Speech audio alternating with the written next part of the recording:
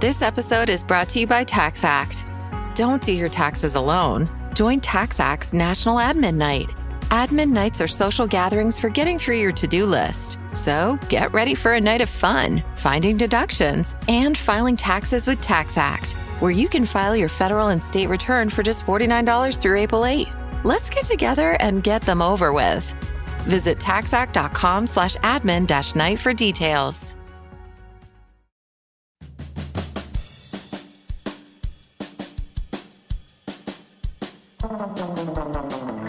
Welcome to The Secret Life of Cookies, where we try to solve the world's problems through the miracle of carbohydrates, one recipe at a time, with host Marissa Rothkopf and her dog, Bosco. At The Secret Life of Cookies, we want to bring you into the kitchen for conversation and, of course, baked goods. This week, I was joined by psychologist and author Mary Trump. We discuss the importance of self-care when we're all experiencing some form of trauma, plus the craven remorselessness of certain Republican congressional jurors. All this happens while baking the warm hug of cookies, the snickerdoodle. Thank you for joining us in the kitchen. I hope you enjoy the conversation. I'll be back at the end of the episode to let you know more about the recipe we were working on. Welcome, Mary Trump. Thank you so much for joining me again here on this delicious and delightful almost President Valentine's Day weekendy sort of thing that we have going on here. Thank you for being here. Great to be back. Thank you for joining me. And we are going to be making, when I say we, I mean me, and I'm going to be making snickerdoodles, which turned out to be, you can get a mix for them. I'm just saying, you are world famous at your mix baking. But I know you're capable of much more. And you were just telling me before we went on air that you're making something in your kitchen right now as we speak. Since we're not on camera, you could. What are you making? Yeah, I wanted to challenge myself a little bit, so I'm making a creme brulee with a hard spun sugar shell. Have my torch ready to go because I felt like snickerdoodles like really upped the game. I love them, by the way. But since, we're going to be sharing, I figured it was silly for us both to be making the same thing. Yeah, no, absolutely. Next, I think that's a magnificent, and you've obviously crushed your own almonds for the almond milk to make it a vegan creme brulee. That's right. And I soaked the almonds for 24 hours first. Beautiful. And by the way, I actually used to do this. I was a raw food vegan for about 2 months. Wow. Never been healthier in my entire life, but it's like a full-time job, so I couldn't sustain it. But the benefits were sort of worth it, you're saying? Totally. I stopped needing my inhaler. I have asthma. I stopped needing my inhaler. I had more energy and slept much less. It was amazing, but again, really time consuming. And I'm not, with the exception of baking, I'm not really a kitchen person. Right. So spending more time preparing food than actually consuming it got old really quickly. Yeah, I can imagine that. Right. It's amazing that I had a dehydrator. I had all that stuff. It's great. What would you eat for dinner? I don't remember. It was so long. It was a really like my daughter was like 5. So I don't remember. But so it's also probably vaguely traumatic to have to cook like that. I mean, it's cook. Prepare. Prepare food like that. I always think about that, and I'm impressed with your will to do it, even if it were for only 2 months. Speaking of raw, most of this sugar is raw. Oh, it's sugar. I was honestly, I knew that you were making snickerdoodles, but when I first saw you, it looked like a paste. Like it actually looked like strawberry yogurt, is what it looked like, and I was very confused. For those of you who want to put the image in your mind's eye, I have a bowl of snickerdoodle dough here, and I also have a bowl of cinnamon sugar that I've put hot pink sprinkles in. And that's why it looks like strawberries. Okay. That's why it looks like strawberries, because it's Valentine's Day weekend.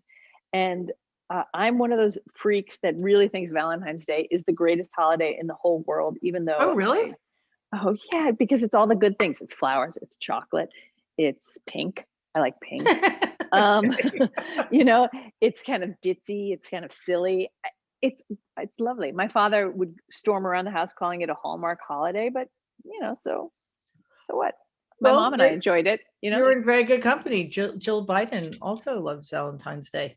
Jill Biden did the most amazing thing Yeah. by putting big conversation hearts outside of the White House. That's right. And I was telling, this is a good lead into really one of my hot topics for today for you, which is I was telling my daughter the story. I said, oh, and Jill Biden, she put big conversation hearts with nice words on them, encouraging words outside the White House, and then stopped talking. And my daughter's like, well, and then what happened? I'm like, nothing happened. But she's like, no one defaced them? I'm like, no, it was just a nice thing. And I liked it. Wait, well, something did happen, actually. Oh. They acted like human beings. That was like my favorite part of it. I need to pause 1 second because my cat is going to chew her way into the door, his way into the door, because he's outside. You can't keep the cat out. No, the cat was not pleased. I think all baked goods are better with cat fur, personally. It's really good. I was talking with Joyce Vance about that last week, that I should only make food that matches my animal's fur. For no particular reason. No reason at all. No reason at all. So hopefully your cat is pink. My daughter reacting this way, expecting there to be something bad, takes me to where I would like to lead off this week, which is it's been give or take a year since this whole pandemic started. Most of us were quarantined to our houses starting in March, right? Mm-hmm. But we were starting to get inklings of it. All of us who can remember back to last February, if you're like me, are thinking about the things that they did last February. Oh my goodness, we went on a little vacation. I went to this, I went to that. I was doing this and was planning to do that. And then it stopped. Mm-hmm. And we're now coming up on a year. And is it me? Is it real that I think I'm seeing a lot of, emotions coming out of people in strange situations, unexpectedly, that there's a reaction to this? Oh, yeah, absolutely. And I think it's, I don't mean to be New York centric, or in your case, New Jersey centric, but we have been dealing with this, especially New York and New Jersey. We've been dealing with this much longer than everybody else in the country. And when it happened here, we didn't know anything. So I think we experienced a level of terror because of the unknown that other people didn't. So it's sort of like, and I'm not saying other people aren't affected. I'm just saying it really has been going on a lot longer here. I sort of equate it to the way we experienced September 11th. Mm-hmm. Absolutely. Obviously it was traumatizing for everybody, but like we were here, so it was a little bit more personal, I guess. So in this case, it's more that it's just been, feels like forever. We're really, I hit a wall about 6 weeks ago and I'm still there. I'm still stuck to it, and I'm exhausted, like in a way I don't remember. Like actually, this morning I could barely get out of bed. I don't feel great. And I think it's all psychosomatic. And at first I was like, is this COVID exhaustion? What? Because it's tired in a way I've never been. It's physical, it's emotional, it's psychological, it's all of that stuff. And it's definitely going to play out in ways that are unexpected and seem inappropriate in the moment. But honestly, I think part of it is because we're back in time. So before the vaccine, everything was sort of ambiguous. Time didn't have any meaning anymore. Some months seemed like they were years long. Some months flew by. And then suddenly, like, okay, there's a vaccine, so we're going to get it in like 6 to 8 months. Suddenly we're back in time. Oh my gosh, that's great. But wait a second, 8 months is a really long time. So in a weird way, that certainty kind of made it harder. It's like it brought it home. I think that's a really, really good point. I also think it's really good to share with people how you're feeling, how I'm feeling, because I think a lot of us, and I'd be interested to hear from people who listen to this podcast to respond, a lot of us are suddenly hitting the wall. Part of it is February, right? I think all of us, if we could, would be in front of our, I feel like I need to spend like 24 hours in front of my SAD light, my seasonal affective disorder light, because I would feel that way in February anyway. And all of a sudden it's compounded by this feeling of, am I going to be here in lockdown now for 8 more months? How much of my life has gone past me? It's almost like being back in time has given us the ability to start thinking about the things that we've repressed in that time. And maybe it's just me, but I feel like I've put a lot of stuff into boxes. And as we're coming up on, for me, I have a daughter who's a senior coming up onto the end of her high school career, which I'd repressed all of that. And suddenly it's like, wait, what happened, right? And it's true for lots and lots of things. And I'm lucky and am in a great situation. You know what? It's horrible. It is. It's just horrible. Lucky, not lucky. Yes, it's worst for a lot of people for sure, but it's still horrible. And I think it's, we have to let ourselves feel that, because, as soon as we say, I'm feeling this way, but I'm lucky, then we don't get to feel our feelings. And I think it's really important, because this is one of the most difficult years I've ever lived through. I mean, we've had a combination of everything, because it's not just COVID, it's all the other horrible stuff that's been going on, that's been magnified by COVID, the isolation, the fear of having somebody you love get sick and die, or you get sick and die, and just watching what's unfolding, having no sense of control over everything. So, I think it's completely reasonable at this point that we are kind of all feeling worn down, worn out. It's interesting, about a week ago, I found out that I am going to be eligible for the vaccine on Monday, because I have a really bad asthma and chronic bronchitis. So they're starting to make the vaccine available to people who are in high risk categories. So I felt this momentary sense of relief, and I felt uplifted in a way I hadn't in a really long time. And then I realized that just because I'm eligible doesn't mean I'm going to get it, because I looked online and there are no appointments available in any state facility. There was one place in Plattsburgh or something. It's like 4 hours from here, had one appointment available on like March 15th, and Potsdam had one appointment available on April 15th. I'm guessing those appointments have been taken already.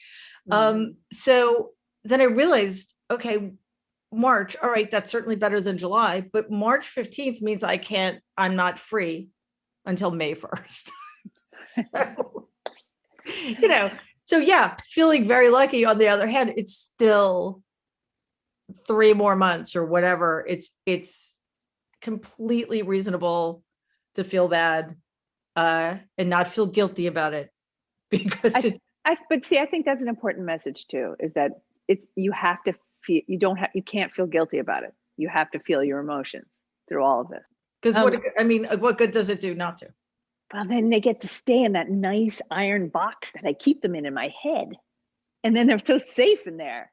Yeah, well, that's not going to serve you well in when you finally do have both of your shots and you emerge back into the world having confronted none of them.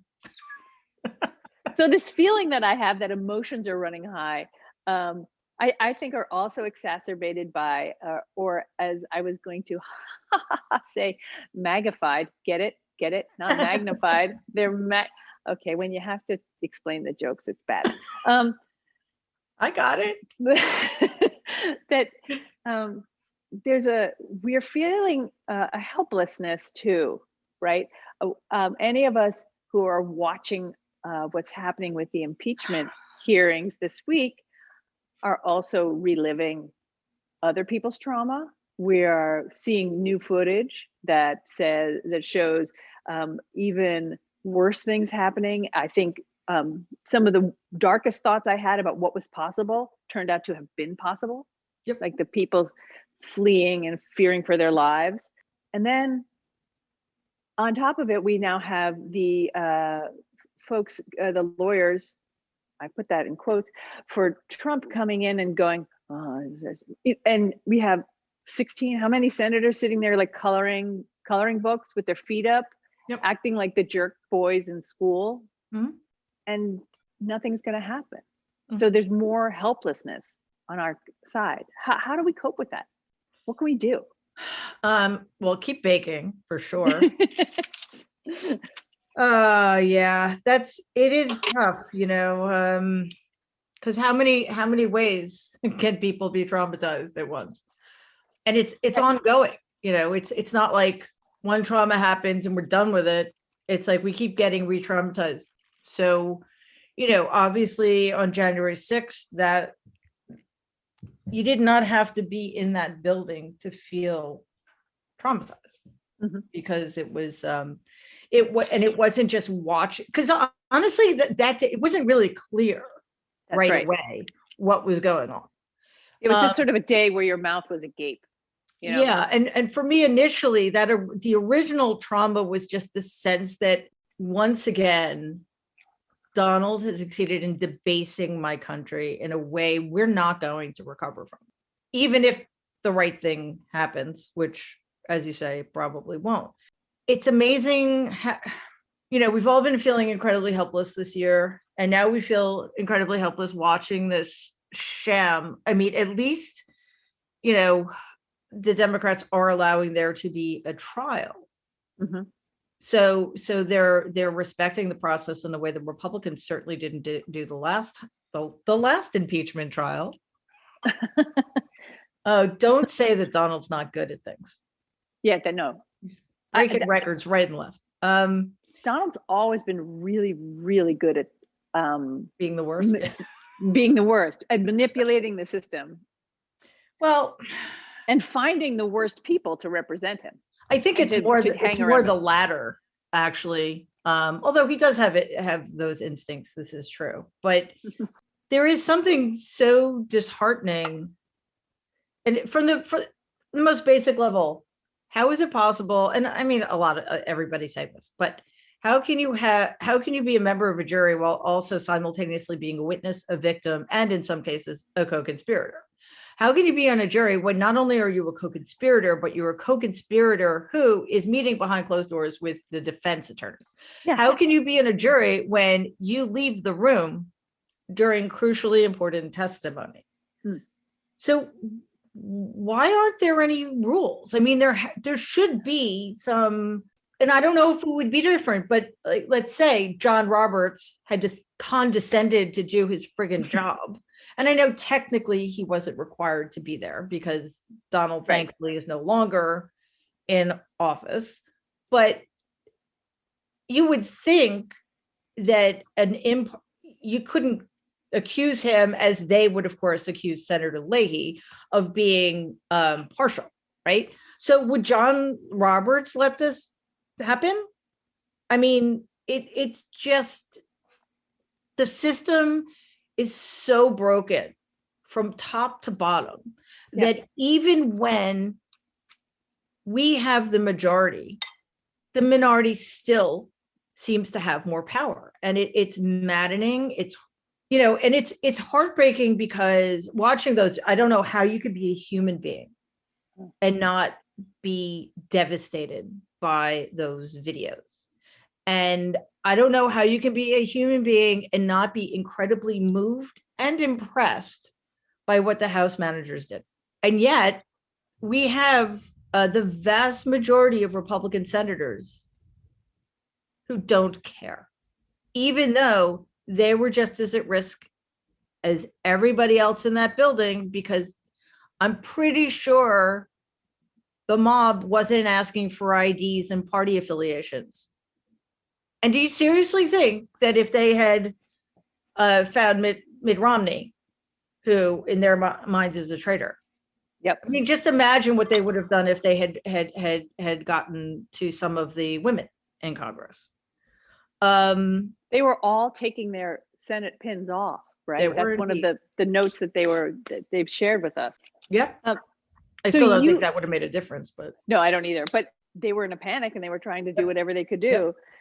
You basically read my notes, which is, my question was, how do you do this? And a friend of mine named David Camp, who I should have on this podcast, wrote this morning about these people that they live in a perpetual now of self-gratification. I mean, it's terrible, but it's a great phrasing. Great phrase. Good writing, David. David Camp. So I think that leads to, or it lends itself to our further frustration as well. We're feeling we can't live our lives the way we want to. Justice can't be done the way it should be done. And it leads to this kind of overwhelming sense of hopelessness, no matter how good my snickerdoodles are. And these are lovely and comforting. I mean, to me, there's a reason I'm making snickerdoodles, is because I think of them as this ultimate comfort food, because they smell like cinnamon and they're warm. And my son once described them that they're like a hug. And they're so quintessentially charming and American. And these are soft ones. So I think we've all experienced this sort of trauma, some on a major scale, some not, some just on our just general everyday level of trauma. How do we recover from this? Well, again, it's hard when it's ongoing. Like, how do you recover from trauma when you're being traumatized? Well, you don't, but when is it going to stop? I think. Can I interrupt 1 second and ask, how does trauma work on the brain? Oh, it's really bad for it. Was that your graduate thesis? Yeah, trauma. Really bad. It's really bad. I'm sorry, is that too technical? I shouldn't use professional jargon on a baking podcast. Forgive me. Very hard. It's very hard for me. But yeah, I mean, that is another thing to worry about. It's like any kind of stress is terrible, for your hormone levels, for your blood pressure. I mean, we're going to be that's the other problem. We're going to be dealing with so many ancillary, I can't think of the word. Anyway, it's bad. It's bad. Thank you for keeping it to a level. She's not talking stupid people. She's just speaking to my level. I was just demonstrating the effects of trauma, stress and trauma. Yeah, very bad. So, and again, it's not just COVID, which is bad enough by itself. It's the continuing fallout of 4 years of an administration that for many of us felt like a constant onslaught from day one, or even before, the inauguration. So just when you think, oh, hooray, we made it to the inauguration, it's still not over. We're still not done with this. And it's because the Republican Party, the leaders of the Republican Party, the elected members of the Republican Party are putting everything, or putting their political calculations above everything else. Mm-hmm. What is their best chance of staying in power? And think about how many chances they've had in the last 4 years to make the right decision. And they never do. And, on some level, you would think they would be just so relieved to be rid of Donald because he's so grotesque. And, I honestly don't think it would hurt them in the long run. Really don't. But he figured out a way to blackmail them. He's going to start a third party. Right. And that was it. That was enough. Oh, you know what? We thought Blue Lives Matter. Turns out they don't really. Right. Or at least not those lives. No, they're out of the way. So the question was, what do we do? And I'm making it sound worse, but the problem right now is there's really not much we can do, except understand that it's going to take a while. It's going to take a while for us to recover. I'm hoping, and I sort of look at the end of COVID the way I look at the beginning of the Biden administration.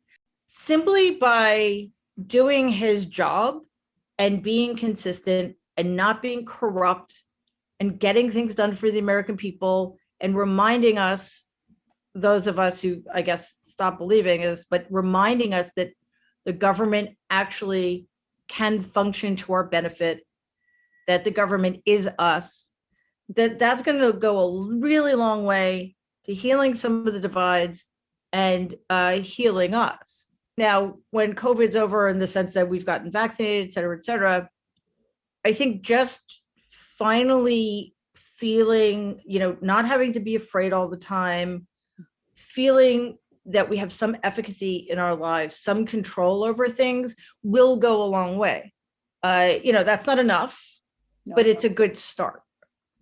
So if we think about it in those terms, I on Twitter, I see these people saying, oh, I got my first shot or my second shot, and they break down in tears. And it's just like this, we don't know just how on edge we are, really, how we're like walking around just holding our breath all the time. And I think that sense of relief is going to be very therapeutic. So it would be a kind of a natural washing over us sort of feeling, the normalcy. Yeah. And again, that's not enough. And there's a lot of other work to be done. We're going to be dealing with people who really will have PTSD and high levels of anxiety and depression and substance abuse, et cetera, which will also then have the ancillary physical illnesses that can attach to those things. But again, at least it's a start. And if we go into it with our eyes wide open and not do what they did, say after World War II, where you don't talk about it, you just deal with it and you move on. I think an entire generation was sort of mentally hamstrung. Hamstrung is a good way of saying it. So, if we understand that this is going to be a long-term project, and we're ready, and we understand that it's going to take some work, and that, regardless, we are in it together, then I think we'll be in a better position than we would be if we're just like, oh, okay, great, got my shot, everything's cool, we can just go back to normal. Right. So we have some work to do. And I think the first thing to do, which is kind of the point I keep making, is I think right now, being in the middle of this sort of depressed gray winter, even if you live in Florida where it's sunny, we have to acknowledge that we're not feeling normal right now. More than just Mary Trump is waking up in the morning going, I don't feel quite right. And I think there needs to be, and people need to be honest about that with each other, because I'm seeing a lot of backlash in strange places. Like, people are angrier on Facebook than usual, in what should be like nice groups where, parents talk about this, that, and the other thing. People are getting at each other. And I think that's where a lot of this helplessness is coming out, unfortunately. Yeah. And also, we've been living in a world for the last 4 years in which, kindness was considered some kind of like hippie, pathetic thing to being kind. Oh God, what's wrong with you? Why spend your energy that way? Really. And, it's funny, when my daughter was applying to colleges, her guidance counselor sent around, it was called a brag sheet. And it was for the parents to answer some questions and to help the school write letters of recommendation that were more personal. So one of the things was, 5 adjectives to describe your kid. And the first thing I thought it was kind. And I wrote my little paragraph about it. And my ex is like, kind? Like, I didn't say nice. You didn't say nice. I said kind. And I'm like, I can't think of anything better to be, because people think it's easy. It's hard to be kind. It really is, especially in this day and age, If I were to show you a picture of Mr. Rogers right now, if I look at Mr. Rogers, I sort of melt a little. He's like a snickerdoodle. Exactly. He's the snickerdoodle of television people. He has that, it's a kind thing. And when you see kindness or feel kindness, even in the smallest, maybe that's what we need to do. It helps us. It takes a little bit of that knot away, a little bit of that edge away. Yeah, at the very least, we need to, before reacting, we need to take a step back and say, you know what, we're all going through this. And some of us are just, we're all dealing with it differently. And recognize it, how we might be coming across sometimes. Like I am, like I'm short-tempered in a way I've never been in my life. Luckily, I'm not around people very much, so there's nobody to witness it. But I just get frustrated in a way I never got frustrated. And like you said, and again, this isn't a comparison thing, but imagine being a parent with little kids and having to work, or having a job that puts you on the front lines every day and the stress of that. So we never know what anybody else's experiences are, and we need to give ourselves a break. We need to give other people a break, and I think we also sometimes need to ask for a break and say, listen, I'm going through this, and whatever, just give me some space, or just be a little more generous. And I sort of counted as February because that's when we saw what was going on in Italy. And I just remembered like this growing sense of dread. Like, why aren't we doing anything? Why aren't we doing anything? We know this is happening. And also just seeing how the horrors that were happening there. And then suddenly realizing that it was going to happen here because nobody was doing a goddamn thing about it. Right. I remember seeing that spike that had occurred in Italy, and everyone was reporting on this huge spike. And I was like, that's just unreal. And then when the penny dropped, and I went, that same thing is going to happen here because nothing has been done. So I think if we come away with a message from today's podcast, it really is the Republicans are craven and remorseless. No, that's a later discussion. No, that's evergreen. Come on. That's not just today. Oh. But it's that we really need to not just be kind, we need to be kinder to ourselves, and we need to be kinder to others. And it's sort of, if you're going to give yourself a Valentine's Day gift, give it to yourself and give it to other people. Be sweet like candy, take a little moment for yourself. If you're not feeling it, it doesn't mean it's not there. I think a lot of us are just waking up to this sort of these ill feelings and exhaustion, pure physical exhaustion, mental exhaustion of kind of dealing with all of this, and seeing things not happening in Congress right now is frustrating. And we have to, look for the helpers, as they always say, that Mr. Rogers once said, and I'd really like to know that he actually said that. That's why I made snickerdoodles. They're warm and soft, and they're vanilla-y. I went through 12 different recipes to arrive at this one. And because I wanted to get just the right sort of puffy. And also it's a great cookie because it uses cream of tartar, and everybody buys it and never knows what to do with cream of tartar. And it's expensive. Well, that's what you're supposed to do with it, is just make snickerdoodles. Have it? Oh, really? That's just for snickerdoodles. Because I have some. God knows why. See, that's right. And every time I say to people, they're like, I don't have cream of tartar. I'm like, yes, you do. Just go look in the back of your spice cabinet. You will find cream of tartar. It's like magic. It is. All homes in America come with cream of tartar. You just don't know it. Right. I mean, I did use it for the creme brulee, although it probably expired. Did you? No, I didn't. No, I hope you didn't. Because it's like 20 years old. So. Yeah, and also, I don't know what it is. So. It adds acidity. That's actually, and some leavening power. Okay. If you don't want it in your creme brulee. That was a great face you made for those of you. For those of you watching. I made her sick with my cream of tartar faux pas. A lot of people say I just look like this a lot anyway.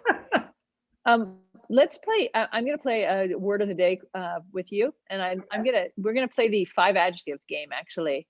5 adjectives game. You have to write the brag sheet for Mike Pence. I'd like you to come up with 5 adjectives to describe Mike Pence, please. This week. Oh man. Kind? No. Flycatcher?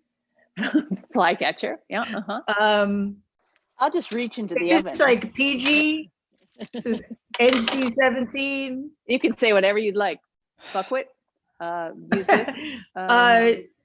I mean, you said the word craven before, but like, is there a word worse than craven? Like, I'm thinking of normal words like craven, weak, but they're not good enough. Soulless. I don't want to insult pond scum, but no, just a scumbag. We've learned a lot about the biodome and the microbiome inside of us and stuff. So pond scum is probably like the highest form of life at this point. Yeah.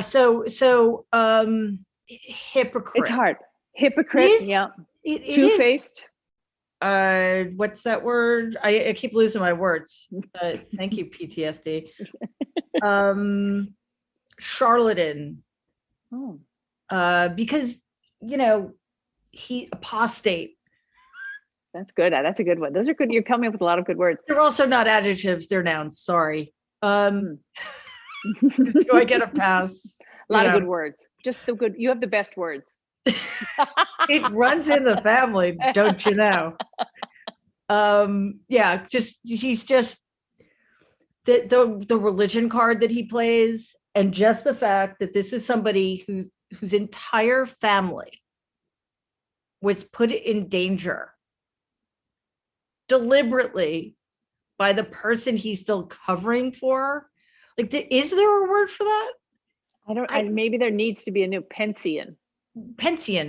Yes. Yeah. It's pension. Because it's just, I would be full of murderous, totally justifiable rage if I were him, or really anybody else in that building. But I guess, that's the advantage of being a soulless hack. Yeah, I guess you don't feel it. Is that true for all those boys? I talk about them as boys because there's guys who are up, like Josh Hawley, sitting up there with their feet up, flipping through the latest copy of Guns and Ammo or whatever it is, which is a good magazine. And I don't mean to besmirch it, or maybe Garden, but sitting up there and reading through these magazines and willfully ignoring their job. I think about those as the same, guys, like the date rapists guys in my, my high school or not my college. I went to a women's college. Good. But the guys who would visit us, who willfully are ignoring all this. And my mom said that these guys wouldn't amount to anything. And here they've risen to the portals of fame. Yeah. And then, first of all, not paying attention and then going on Fox News to claim it's all fake. You haven't been paying attention, so I'm not entirely sure how you can reach that conclusion, but they don't care. People are now saying Brian Sicknick's death was fake. It was natural causes. It's just a coincidence that it happened that day. All right. They are all soulless hacks, and it is a devastating commentary on this country and how uneducated we are, how ignorant we are, that it's been allowed to go this far. And what makes it even worse is that people like Pence and Hawley and Cruz are doing what things they're doing because they actually think that they can be president in 4 years. I think that's also one of the reasons that I'd rather stay in bed and sleep. Yeah. And honestly, because, the Republicans have managed to rig the system, and because they've never bothered to contain Donald and have no interest in holding him accountable, which again is the only reason he exists, because there's never been accountability. So guys, this is why accountability matters. This is why Robert E. Lee, I'm not pro death penalty at all, but Robert E. Lee and all those guys should have suffered the, their fates that is laid out in the Constitution as a punishment for treason. That's why we are where we are. Mm-hmm. And they keep getting away with it. Hawley, Cruz, etc., should all have been expelled from the Senate. So they haven't been. And now our government has a significant percentage of seditionists running it. Oh, how did we square that particular circle? So it's tough because at every turn we feel like we've turned a corner, but we can never let our guards down, and we're already so fucking tired. So on the morning of January 6th, we found out that Ossoff and Warnock had won Georgia, which meant that the Democrats were going to control the Senate. And not many hours later, there was an armed insurrection incited by Donald on our Capitol. Mm-hmm. So like that totally went by the wayside. We couldn't really celebrate the inauguration ahead of time because we were so worried that Joe Biden and Kamala Harris were going to be assassinated if they held it outside. DC was turned into a friggin' war zone. And now, despite overwhelming, damning evidence, once again, Donald's going to skate, which means he's going to continue to be a factor because the Republicans have decided that their corrupt power is more important than democracy. It's more important than human life. It's more important than anything but their own petty ambition. So it's, and so now, like we can't rest until 2022, and then we can't rest until 2024, and on and on. Sorry, I'm bringing everybody down. Sorry, but again, the good news is Biden and Harris are in office, and they're going to do a lot of good for people, and I think that will make a difference going forward. And the Republicans are, I don't want to say with certainty because they keep overstepping and they keep getting away with it, but if people are paying attention, I think that they are not going to be so sanguine about what the Republicans in the Senate are doing. I hope so. And I hope that, the coming days with Biden and Harris create some sort of small bounces that take us away from, make us able to see the broader, bigger, better picture out there. I think we have to look inwards a little bit because I've spent a lot of time, I feel, I don't know, is my session almost up, doctor? But I feel I spent a lot of time worrying about why so many people are, I'll use the word again, remorseless and soulless and are just so incredibly driven by their own petty ambition that they don't appear to have human attributes, which is sort of what my take on what I see happening with a lot of our political leaders, are people in Congress right now, right? And it's so dispiriting that I feel it's important right now to turn inwards. And I think if I had to send a message out to the world from inwards, and I think this is what we've been saying this podcast is, maybe especially Valentine's Day weekend, we should send ourselves Valentines and take a little good care of ourselves, whether it involves snickerdoodles, warm, cold, or bought at the should. It always should. Come on. Ice cream, a glass of red wine, whatever your choice is. Maybe a deep walk, a long walk, and a deep breath. Or deep breath and a long walk. No. Deep walk, long breath. Don't aspirate your red wine though by deep breathing while you're drinking wine. It's very bad for you. That's the words of kindness I want to send out there. And yourself, do you have any thoughts for humanity? No, the people, our listeners. How should we take care of ourselves with Valentine's Day? All of humanity should be listening to this. First of all, just give yourself a break. And, because a lot of people are feeling that, maybe you're not exercising as much as you used to, or whatever, you're sitting on your couch too much, or you're not eating properly. Oh, well, it's been a horrible year. Give yourself a break. There will be time. We just need to get through this as best we can. And, it's interesting. There is no word in the English language that I can think of that means take care of yourself that doesn't have a negative, we have selfish, self-centered, right? So you need to be, first of all, we need to invent a word. Okay. Well, they need to come up with a word. So just, be kind to yourself, give yourself a break. And, again, like I said earlier, ask for what you need. And maybe you'll get it from other people, whether it's space, whether it's just, have a little compassion and understanding. Because yes, we're all going through it, but we're not all going through it the same way to the same degree at the same time. So, sometimes maybe people have a little more internal resources than you do in the moment. In some ways, it's the other way around. So, and try not to isolate, because that's what I do. And it's not smart, not good. No, I mean, there's the difference between like giving yourself space and withdrawing, So stay connected is what I'm saying. Try to stay connected in some way. Well, I thank you for connecting with us today. And I'm sorry I can't bring you snickerdoodles warm to your house, but know that I'm sending you warm mental snickerdoodles.